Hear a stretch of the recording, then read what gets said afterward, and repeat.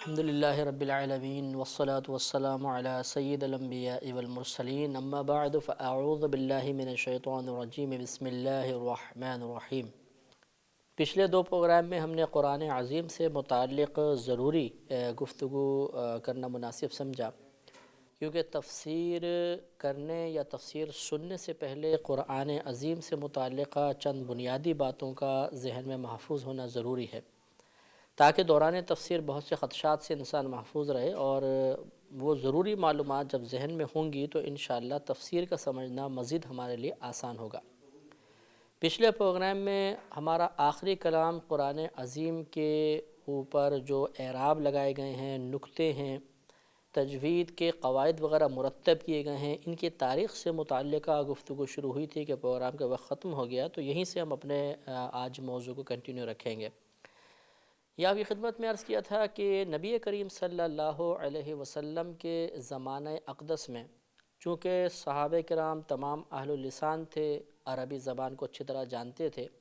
اور وہ اس میں مہارت تامہ رکھتے تھے، لہذا جس وقت وہ قرآن عظیم نبی کریم کے دور میں لکھا گیا تو بغیر نقطوں کے اور بغیر زبر زیر پیش کے تھا۔ پھر حضرت سیدنا ابوبکر صدیق رضی اللہ تعالی عنہ کے زمانے میں بھی یہی کیفیات رہیں، اور جب دور عثمانی میں قرآن عظیم کو باقاعدہ ایک ہی لغت قریش پر جمع کر دیا گیا، اس وقت بھی یہی صورتحال تھی کہ اس پر نقطے اور اعراب وغیرہ نہیں لگائے گئے تھے۔ لیکن جیسے جیسے یہ قرآن عظیم دنیا میں مختلف ممالک میں پہنچتا رہا، فتوحات کا سلسلہ ہوا اور مسلمانوں کے ذریعے، تجار کے ذریعے یہ قرآن عظیم اور اس کی تعلیمات مختلف ممالک میں پہنچیں، تو لوگ چونکہ اب اہل لسان نہیں تھے، عجمی لوگ تھے، عربی زبان اس کے اسلوب سے ناواقف تھے، لہٰذا قرآن عظیم بغیر نقطوں اور بغیر اعراب کے پڑھنا ان کے لیے ایک بہت بڑی آزمائش بن گیا۔ بلکہ بعض ایسے لوگ جو عربوں سے قریبی تعلق رکھنے والے تھے لیکن عربی صرف و نحو سے ناواقف تھے، قرآن پاک پہ اعراب لگانے کے ماہر نہیں تھے، انہوں نے غلط قرآن عظیم پڑھنا شروع کیا، جس کی وجہ سے اس بات کی ضرورت محسوس ہوئی کہ قرآن پاک پر نقطے بھی ہونے چاہیے، زبر زیر پیش ہونے چاہیے، پھر دیگر رموز و اوقاف کے کہاں وقف کرنا ہے، کہاں سے ابتدا کرنی ہے، کس مقام پہ وقف کرنا جائز ہے، کہاں پر وقف کرنا لازم ہے ورنہ معانی کا فساد پیدا ہو جائے گا، ان تمام امور پہ توجہ کی گئی۔ اس کے ساتھ ساتھ مسجد قرآن کی عبارات کو سمجھنے کے لیے علم صرف اور نحو وضع کیے گئے، قراءت کے قواعد، تجوید کے قواعد کو مرتب کیا گیا، اور اس طرح یہ سلسلہ پائے تکمیل تک پہنچ گیا، اور لوگ چاہے وہ عربی ہوں چاہے عجمی ہوں، وہ قرآن عظیم کو صحیح طریقے سے پڑھنے اور اچھے انداز سے سمجھنے میں کامیاب ہو گئے۔ الجامع لاحکام القرآن جلد اول صفحہ 63 پر علامہ قرطبی نقطے اور اعراب کی ابتدا کے بارے میں نقل فرماتے ہیں کہ عبد الملک بن مروان نے مصحف کے لیے حروف کو متشکل کرنے اور ان پر نقطے لگانے کا حکم دیا تھا۔ اس کے لیے اس نے حجاج بن یوسف کا انتخاب کیا اور اسے شہر واسط میں بالکل فارغ کر دیا، یہ اس وقت عراق کا گورنر تھا۔ اس نے بہت کوشش کے ساتھ بہت محنت کی اور قرآن پاک پہ نقطے اور اعراب کا کام مکمل کیا، اور اس کے لیے خاص طور پہ حسن اور یحییٰ بن یعمر کا انتخاب کیا گیا۔ اور مناہل العرفان جلد 1 صفحہ 400 پر علامہ زرقانی رحمۃ اللہ علیہ کہتے ہیں، یہ لکھتے ہیں کہ عبد الملک بن مروان نے حجاج کو حکم دیا کہ اس پر قرآن پر نقطے لگائے جائیں۔ حجاج نے نصر بن عاصم لیثی اور یحییٰ بن یعمر عدوانی کو اس کام کے لیے مقرر کیا، اور یہ دونوں حضرات حضرت علی رضی اللہ تعالی عنہ کے شاگرد ابو الاسود علی رحمۃ اللہ علیہ کے شاگرد تھے۔ اور ایک قول فرماتے ہیں یہ بھی ہے کہ خود ابو الاسود علی رحمۃ اللہ علیہ نے قرآن عظیم پر نقطے لگائے تھے، اور اس بات پر تو تمام مؤرخین کا اتفاق ہے کہ حضرت ابو الاسود علی رحمۃ اللہ علیہ نے ایک شخص کو سورہ توبہ کی ایک آیت غلط پڑھتے ہوئے سنا، تو آپ نے نحو کے قواعد کو جمع کیا تھا، ان کو ایجاد کیا، اور آپ کا یہ طریقہ تھا کہ پہلے آپ نے زبر زیر پیش کے لیے نقطوں کو استعمال کیا، زبر زیر پیش کے لیے نقطے خالی لگائے جاتے تھے، لیکن چونکہ دوسرے حروف پر بھی نقطے ہوتے تھے جو اصلاً نقطے تھے، تو یہ زبر زیر پیش کی علامات کے لیے وضع کیے گئے نقطے اور ان میں مشابہت پیدا ہو گئی، لہٰذا پھر یہ خاص طور پہ جو زبر زیر پیش کے بھی موجودہ علامات ہیں کہ زبر اوپر لگائی جاتی ہے، ایک لکیر ہے، زیر نیچے لگائی جاتی ہے اور پیش میں گول دائرہ سا بنا دیا جاتا ہے، یہ علامات باقاعدہ وضع کی گئیں۔ تو اگر اس کام کی تکمیل کا اندازہ ہم کرنا چاہیں اور حضرت ابو الاسود علی رحمۃ اللہ علیہ کو ہم اس کا واضح مانیں کہ آپ نے سب سے پہلے نقطے وضع کیے لگائے، تو اس کا اندازہ کرنے کے لیے ہمیں ان کی جو تاریخ وفات ہے اس سے اس کام کا اندازہ ہو سکتا ہے۔ عبد الملک بن مروان سن 66 ہجری میں تخت نشین ہوا تھا اور 86 ہجری میں 86 میں اس کا انتقال ہوا، جبکہ حضرت ابو الاسود کا 69 ہجری میں انتقال ہوا، یعنی 69 ہجری میں۔ چنانچہ کہا جا سکتا ہے کہ 66 ہجری سے 69 ہجری کے درمیان نقطۂ اعراب کا کام مکمل ہوا تھا۔ اس کے بعد ایک اہم کام تھا وقف اور ابتدا کا، اس پر بھی بزرگوں نے بہت کام کیا اور کثیر لوگوں نے اس پر کتب لکھی۔ کشف الظنون جلد 2 صفحہ نمبر 1471 پر حاجی خلیفہ ان علماء کا تذکرہ فرماتے ہیں جنہوں نے وقف اور ابتدا کے موضوع پر باقاعدہ کتب تصنیف فرمائی ہیں۔ ان میں سب سے قدیم امام احمد بن یحییٰ ثعلب نحوی ہیں، جنہوں نے سن 291 ہجری میں وفات پائی تھی اور آپ نے ایک کتاب وقف اور ابتدا کے بارے میں اس کے موضوع پر لکھی تھی۔ لہذا معلوم ہوا کہ وقف اور ابتدا کا کام بھی سن 291 ہجری کے اندر ہو چکا تھا اور اس کے بعد مزید بہت ساری کتب اس میں لکھی گئی ہیں۔ اب اس کے بعد جو موضوع ہے وہ ہمارا تفسیر اور تاویل کے بارے میں ہے۔ اس کے بعد انشاءاللہ تعالی ہم کچھ قرآن عظیم کے سننے، دیکھنے، پڑھنے، لکھنے کے آداب عرض کریں گے اور پھر انشاءاللہ تعالی اس سے اگلے پروگرام میں باقاعدہ ہماری تفسیر کا آغاز ہوگا۔ تو تفسیر کا ایک لفظ آپ نے سنا ہوگا، ایک تاویل کا لفظ سنا ہوگا۔ بعض علماء کرام کے نزدیک ان دونوں میں کوئی فرق نہیں ہے، تفسیر اور تاویل کا ایک ہی معنی بیان کرتے ہیں، لیکن اکثر علماء کرام نے تفسیر کا ایک الگ معنی بیان کیا ہے اور تاویل کے الگ معنی متعین کیے ہیں۔ چنانچہ کتاب التعریفات صفحہ 38 پر سید شریف جرجانی رحمۃ اللہ علیہ تفسیر کی تعریف کرتے ہوئے لکھتے ہیں کہ تفسیر کا معنی ہوتا ہے، لغوی معنی ہے ظاہر کرنا، کسی شے کو ظاہر کر دینا، یہ تفسیر کہلاتا ہے، اور اصطلاحی طور پر واضح الفاظ کے ساتھ کسی آیت کا معنی بیان کرنا، اس سے مسائل اخذ کرنا، اس کے متعلق احادیث اور اقوال صحابہ بیان کرنا اور آیت کا شان نزول ذکر کرنا تفسیر کہلاتا ہے۔ گویا کہ تفسیر کے ذریعے انسان قرآن عظیم کی آیات کے ہر پہلو پر نگاہ ڈال لیتا ہے، اس کے لیے ہر پہلو واضح ہو جاتا ہے۔ چنانچہ چند چیزوں نے ذکر کی کہ ایک تو یہ کہ واضح الفاظ کے ساتھ ہو، مجمل الفاظ کے ساتھ نہیں، واضح الفاظ کے ساتھ ہوگا تو تفسیر کہلائے گا۔ کسی آیت کے معنی کو بیان کرنا،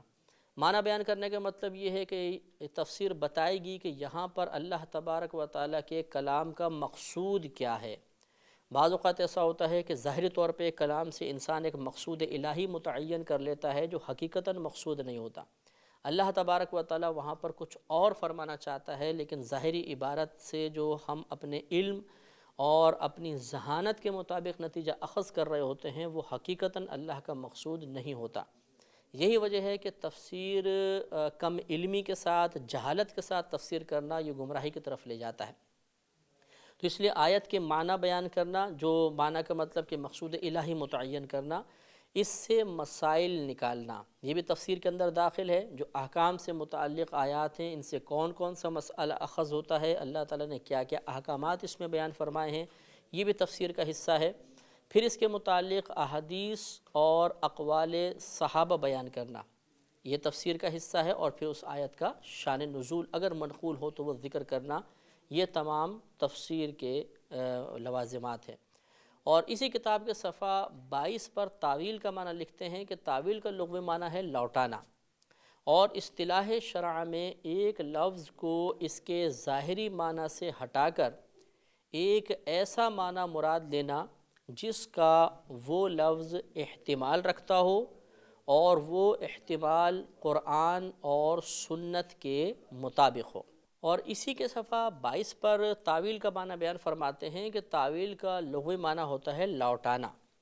اور اصطلاح شرع میں ایک لفظ کو اس کے ظاہری معنی سے ہٹا کر ایک ایسا معنی مراد لینا کہ جس کا وہ لفظ احتمال رکھتا ہو اور وہ احتمال قرآن اور سنت کے موافق ہو۔ اس میں چند چیزیں ہوئیں، دیکھیں، ایک تو یہ کہ ایک لفظ کو اس کے ظاہری معنی سے ہٹا کر کسی اور معنی میں استعمال کرنا۔ بعض اوقات ایسا ہوتا ہے کہ ایک لفظ ایک ہی وقت میں کئی معانی کا احتمال رکھتا ہے، یعنی اس لفظ سے ہم یہ معنی بھی مراد لے سکتے ہیں، یہ معنی مراد لے سکتے ہیں، یہ معنی بھی مراد لے سکتے ہیں۔ یوں کہہ لیں کہ ایک لفظ کو کلام عرب میں مختلف معانی کے لیے استعمال کیا جاتا ہے۔ اب وہاں پر بعض اوقات ایک ظاہری طور پہ اگر معنی مراد لیں تو مفہوم درست نہیں رہتا، تو پھر دوسرا معنی مراد لیا جاتا ہے، اور وہ ایسا ہی معنی ہوتا ہے کہ جو کلام عرب میں باقاعدہ اس لفظ سے مراد لیا جا سکتا ہو۔ اسی کو اس طرح بیان کیا کہ ایک ایسا معنی مراد لینا جس کا وہ لفظ احتمال رکھتا ہے، اور پھر یہ احتمال قرآن و سنت کے موافق بھی ہو، یعنی ایسا نہ ہو کہ ہم کوئی ایسا معنی متعین کر لیں کہ قرآن و سنت اس کا انکار کر رہی ہو۔ قرآن و سنت کی تعلیم کے مطابق اگر وہ لفظ کسی معنی کا احتمال رکھتا ہے، باقاعدہ وہ لفظ اس معنی میں استعمال بھی ہوتا ہو، تو ایک معنی متعین کرنے میں شرعاً حرج نہیں ہوتا، اور اسی کا نام ہوتا ہے تاویل۔ اس کی مثال آگے دیتے ہیں، مثلا اللہ تعالیٰ نے ارشاد فرمایا کہ یخرج الحی من المیت، کہ اللہ تبارک و تعالیٰ زندہ کو مردہ سے نکالتا ہے۔ تو یہ سید شریف جرجانی رحمۃ اللہ علیہ فرماتے ہیں کہ اگر اس سے مراد یہ لیا جائے کہ اللہ تعالیٰ انڈے سے چوزا وغیرہ پیدا کرتا ہے، تو یہ بالکل ایک ظاہری معنی تھے کہ مردہ سے زندہ کو پیدا کیا، انڈا ایک مردہ شے ہوتی ہے، اس سے زندگی پیدا ہو گئی۔ تو یہ اگر اس طرح ہم اس کو بیان کریں تو اس کو تفسیر کہا جائے گا، کیونکہ یہ وضاحت کر دی گئی۔ اور اگر اس سے مراد یہ لیا جائے کہ اللہ تبارک و تعالیٰ کافر سے مومن کو پیدا فرماتا ہے، یعنی کافر کے گھر میں مومن پیدا ہو گیا، کوئی بچہ بڑا ہو کے مسلمان ہوا تو ہم یہ کہہ سکتے ہیں کافر سے مومن پیدا ہو گیا، یا کوئی کافر تھا پھر وہ ایمان لے آیا۔ اسی طریقے سے اگر کسی جاہل سے عالم پیدا ہو گیا، یعنی ماں باپ جاہل تھے اور عالم بیٹا پیدا ہوا، بعد میں وہ عالم بن گیا، تو یہ بھی ایک اسی آیت کے تحت آ سکتا ہے کہ مردہ سے زندہ کو نکالنا، کیونکہ جاہل مردے کی مثل ہوتا ہے، اسی طرح کافر مردے کی مثل ہے، اور مومن ہونا، عالم ہونا زندے کی مثل ہے۔ اگر یہ والا معنی مراد لیے جائیں تو اس کو تاویل کہا جائے گا۔ ایک اور مثال میں عرض کرتا ہوں، قرآن عظیم میں ہے تربصن بانفسہن ثلاثۃ قروء، کہ وہ عورتیں جن کو تیسری طلاق دے دی گئی ہو اور وہ ذوات الحیض میں سے ہوں، یعنی حیض والی عورتیں ہوں، تو وہ اپنے آپ کو روکے رکھیں 3 قروء۔ اب یہ قروء قرء کی جمع ہے، اور کلام عرب میں لفظ قرء 2 معانی میں مستعمل ہے، ایک حیض میں اور دوسرے طہر میں۔ 2 حیضوں کے درمیان جو پاکی کا زمانہ آتا ہے اس کو طہر کہتے ہیں۔ اب ایک ہی لفظ ہے اور اس کے 2 ایسے معانی ہیں جو آپس میں ایک دوسرے کی ضد ہیں۔ حیض ایام طہر کی ضد ہیں، ایام طہر ایام حیض کی ضد ہیں۔ اب یہاں پر امام اعظم ابو حنیفہ رضی اللہ تعالیٰ عنہ بدلائل قرء سے حیض مراد لیتے ہیں، اور امام شافعی رحمۃ اللہ علیہ دلیل کے ساتھ یہاں طہر مراد لیتے ہیں۔ تو یہ ہے تاویل، کہ قرء کا کے 2 معنی تھے، ان میں سے ایک معنی کی طرف اس لفظ کو لوٹایا گیا، تو اس کو تاویل کہا جاتا ہے۔ اور ایسی آیات جن میں تاویل ہوتی ہیں انہیں آیات مؤولہ کہتے ہیں۔ اور یاد رکھیں کہ آیات مؤولہ کا حکم ظنی کا ہو جاتا ہے، یعنی اس سے کوئی قطعی حکم نہیں نکلتا، کیونکہ اس میں جو ایک مجتہد ہے وہ اپنی رائے سے ایک معنی متعین کر رہا ہے، جب تک وہ اپنی رائے کا اظہار نہیں کرے گا اس وقت تک اس آیت کا کچھ صراحتاً معنی متعین نہیں ہوگا، اور جب یہ صراحت ختم ہو گئی، اب کسی انسان کی رائے کا دخل ہو گیا، تو وہاں پہ قطعیت نہیں رہتی بلکہ ظنیت آ جاتی ہے، لہٰذا آیات مؤولہ ظنی ہوتی ہیں۔ اور اس سے یہ مسئلہ بھی ثابت ہو گیا کہ یہ کہنا غلط ہے کہ پورا کا پورا قرآن قطعی ہے۔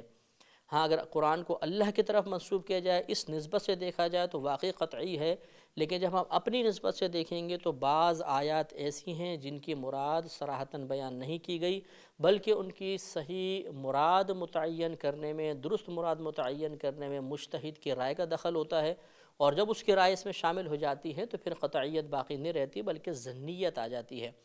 تفسیر اور تعویل کا کچھ اور معنی بھی ذکر کیا گیا ہے، ملتا جلتا ہی معنی ہے، لیکن تاج العروض جلد 3 صفحہ 470 پر علامہ زبیدی رحمۃ اللہ علیہ لکھتے ہیں کہ اس بارے میں ایک قول یہ ہے کہ قرآن مجید میں جو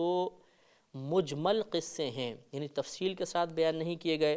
ان کی شرح کرنا، مشکل الفاظ کے معنی بیان کرنا اور آیات کا شان نزول ذکر کرنا، یہ تفسیر ہے۔ یہاں پر بھی اگر آپ تھوڑا سا غور کریں گے تو بات وہی سامنے آتی ہے کہ قرآن پاک کے ایسے مقامات کہ جو وضاحت طلب ہوں، جن کی مزید وضاحت درکار ہو، ایسی وضاحت کہ جب ہم اس کو بیان کر دیں تو اللہ تبارک و تعالیٰ کا مقصود سمجھنے میں آسانی ہو جائے، اسے تفسیر کہا جاتا ہے۔ اور آگے فرماتے ہیں کہ مشابہت رکھنے والے معانی کو بیان کرنا تعویل ہے، یعنی ایک وہی جیسے بات ہم نے پہلے بھی عرض کی، وہی مفہوم تقریباً ہے کہ ایسے آیت جس کے سے کچھ معانی نکلتے ہوں، ان معانی میں اشتباہ پیدا ہو گیا کہ یہ معنی ہے یہ معنی، تو اس میں سے ایک معنی کو متعین کر دینا، یہ تعویل کہلاتا ہے۔ اب اگلا ہمارا اس بارے میں موضوع ہے تفسیر بالرائے کے بارے میں۔ ترمذی صفحہ 419 اور ابو داؤد جلد نمبر 2 صفحہ 158 پر حضرت جندب بن عبداللہ رضی اللہ تعالی عنہ سے روایت ہے کہ رسول اللہ صلی اللہ علیہ وسلم نے فرمایا کہ جس شخص نے قرآن میں اپنی رائے سے کچھ کہا، اگرچہ اس نے صحیح کہا تب بھی اس نے خطا کر دی۔ تو یہ دو کتب جو صحاح ستہ کی دو کتب ہیں، ان میں یہ صحاح ستہ کی دو کتب میں یہ روایت نقل ہے۔ اس سے بظاہر یہ معلوم ہوتا ہے کہ اگر کوئی شخص اپنی رائے سے قرآن میں کچھ کہے گا، صحیح بھی کہے گا، تو اس نے خطا کی، لہٰذا تفسیر بالرائے ممنوع ہونی چاہیے، اپنی رائے سے انسان تفسیر نہ کرے۔ لیکن یاد رکھیں کہ اس جو حدیث کا ظاہری مفہوم ہمیں سمجھ میں آ رہا ہے، حقیقتاً وہ مفہوم نہیں ہے، اس صحیح مفہوم کو، درست مفہوم کو سمجھنا بہت ضروری ہے،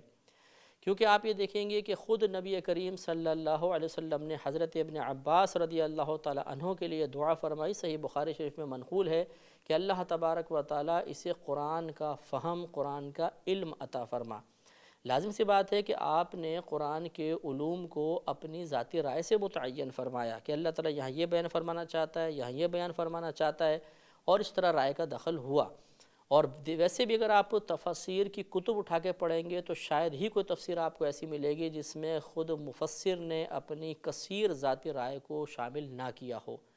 لہٰذا یہ بات سمجھنا بہت ضروری ہے کہ جو نبی کریم صلی اللہ علیہ وسلم اپنی رائے سے تفسیر کرنے کی ممانعت بیان فرما رہے ہیں، اس کا صحیح محمل کیا ہے، کس مقام پر اس وعید کا یا ممانعت کا اطلاق ہوگا، یہ جاننا بہت ضروری ہے۔ علامہ آلوسی رحمۃ اللہ علیہ نے اپنی تفسیر روح المعانی جلد 1 صفحہ 6 پر اس حدیث مبارکہ کے 5 مطالب بیان فرمائے، اس پہ کلام فرمایا، 5 امور کا ذکر کیا۔ ان میں سے پہلی بات تو یہ لکھتے ہیں کہ اس حدیث کی صحت میں بہت بحث کی گئی ہے۔ مدخل کے حوالے سے لکھتے ہیں کہ اس حدیث کی صحت میں اعتراض ہے کہ یہ صحیح حدیث نہیں ہے، قابل استدلال نہیں ہے، اس سے تفسیر بالرائے کی حرمت کا مسئلہ نکالنا درست نہیں ہے۔ دوسری بات یہ لکھتے ہیں کہ اگر بالفرض یہ حدیث صحیح بھی ہو تو اس کا مطلب یہ ہے کہ جس شخص نے محض اپنی رائے سے قرآن میں کچھ کہا، بغیر علوم کی طرف توجہ کیے، اس نے خطا کی۔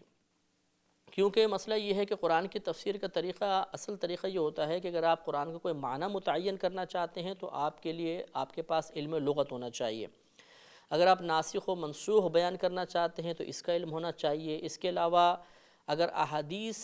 کی مراد متعین کرنی ہو تو پھر نبی کریم صلی اللہ علیہ وسلم کی جو تفسیر ہیں یا صحابہ کرام کے اقوال ہیں ان کی طرف رجوع کرنا چاہیے۔ تو اگر کوئی شخص کے پاس ان چیزوں کا علم نہ ہو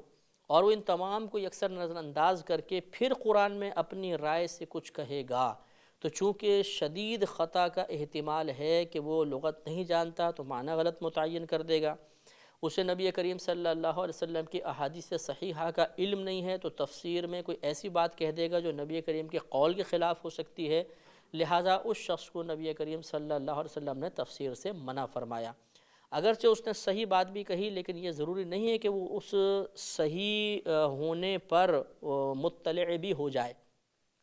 اسے کیا پتہ میں صحیح کر رہا ہوں، ہو سکتا ہے کہ وہ غلط تفسیر کر دے، یا کسی مقام پہ اگر تکا لگ بھی گیا تو 10 مقام پہ غلط تفسیر بھی کرے گا، لہٰذا اس کو تفسیر کرنے سے ہی منع فرما دیا گیا۔ چنانچہ علامہ آلوسی رحمۃ اللہ علیہ فرماتے ہیں کہ اگر کوئی شخص ان علوم کو حاصل کرنے کے بعد ان علوم کی روشنی میں پھر اپنی رائے سے کوئی تفسیر کرتا ہے تو اس کی ممانعت اس حدیث میں نہیں ہے۔ تیسرا اس کا مطلب یہ بیان فرماتے ہیں کہ یہ اس شخص کے بارے میں ہے کہ جو پہلے کسی چیز کے بارے میں ایک نظریہ متعین کر لے، پھر اپنے اس نظریے کی تائید کے لیے قرآن کو پیش کرے، اس طرح کہ اپنے نظریے کو اصل رکھے اور قرآن کو تابع کر کے پیش کرے کہ دیکھیں میرا نظریہ یہ ہے اور قرآن بھی اس کی تائید کرتا ہے۔ یہ طریقہ کار غلط ہے۔ قرآن کو اصل رکھنا چاہیے، اپنے نظریات، اپنے خیالات، اپنے افکار کو قرآن کے تعلیمات کے تابع کرنا ضروری ہے۔ لہذا اس شخص کے بارے میں فرمایا کہ اس نے اگر اپنی رائے سے کوئی بات کی، بعد میں وہ صحیح بھی ہو گئی، تب بھی یہ بات مناسب نہیں ہے، قرآن کو تابع نہیں رکھنا چاہیے۔ چوتھا اس کا معنی بیان فرماتے ہیں کہ اس سے مراد وہ شخص ہے جو قرآن عظیم کی ان آیات کے بارے میں کلام کرتا ہے کہ جن آیات کے معنی فقط اللہ تبارک و تعالیٰ کو معلوم ہیں، جیسے انہیں آیات متشابہات بھی کہتے ہیں، جس کے بارے میں غور و تفکر کرنا بھی ممنوع قرار دے دیا گیا، ان آیات کے بارے میں اپنی ذاتی رائے متعین کرے تو یہ چیز غلط ہوتی ہے۔ یہ تفسیر بالرائے نبی کریم صلی اللہ علیہ وسلم نے منع فرمائی، ورنہ جائز ہے۔ اور پانچواں اس کا معنی یہ بیان فرماتے ہیں کہ قرآن عظیم کی کوئی اگر آیت ایسی ہے جس کے قطعی معنی پر کوئی دلیل ہمارے پاس نہ ہو، اور پھر کوئی شخص یہ کہے کہ میں جو معنی بیان کر رہا ہوں اپنی رائے سے وہ قطعی طور پر صحیح ہے اور یہی اللہ کی مراد ہے، اس کو نبی کریم صلی اللہ علیہ وسلم نے منع فرمایا، کیونکہ بلا دلیل اللہ تبارک و تعالیٰ کے لیے کسی مقصود یا کسی معانی کو متعین کر دینا کہ اللہ یہی کہنا چاہ رہا ہے جو ہم کہہ رہے ہیں، تو یہ چیز غلط ہوتی ہے۔ اس لیے کہ اگر بالفرض کوئی شخص یہ کہتا ہے کہ جو میں کہہ رہا ہوں اللہ کا وہی مقصود ہے، تو اس پر کیا دلیل ہے کہ واقعی آپ نے درست سمجھا؟ تو اسی لیے کہا گیا کہ اگر کوئی بلا دلیل اللہ تبارک و تعالیٰ کی کسی آیت کے معانی کو متعین کر کے کہے کہ قطعی طور پہ اللہ تعالیٰ یہی کہنا چاہ رہا ہے،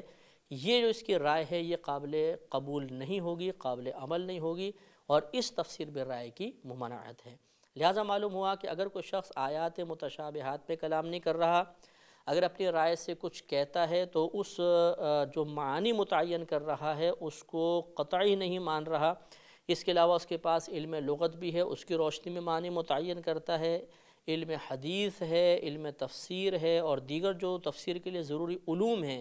ان کو سامنے رکھ کر اقوال صحابہ اس کے پیش نظر ہیں، نبی کریم صلی اللہ علیہ وسلم کے احادیث کریمہ اس کے سامنے ہیں، اور پھر وہ ان تمام چیزوں کی رعایت کرتے ہوئے قرآن میں اپنی رائے سے کچھ کہتا ہے، کوئی معنی متعین کرتا ہے یا اس کی وضاحت کرتا ہے، اس میں شرعاً کوئی حرج نہیں، اور یہ اس حدیث کے تحت نہیں آتے ہیں۔ انشاءاللہ عز و جل زندگی رہی تو اگلے پروگرام میں قرآن پاک کی تفسیر کے ساتھ آپ کی خدمت میں حاضری کا شرف حاصل ہوگا۔ اس وقت تک کے لیے اجازت مرحمت فرمائیں، وآخر دعوانا ان الحمدللہ رب العالمین۔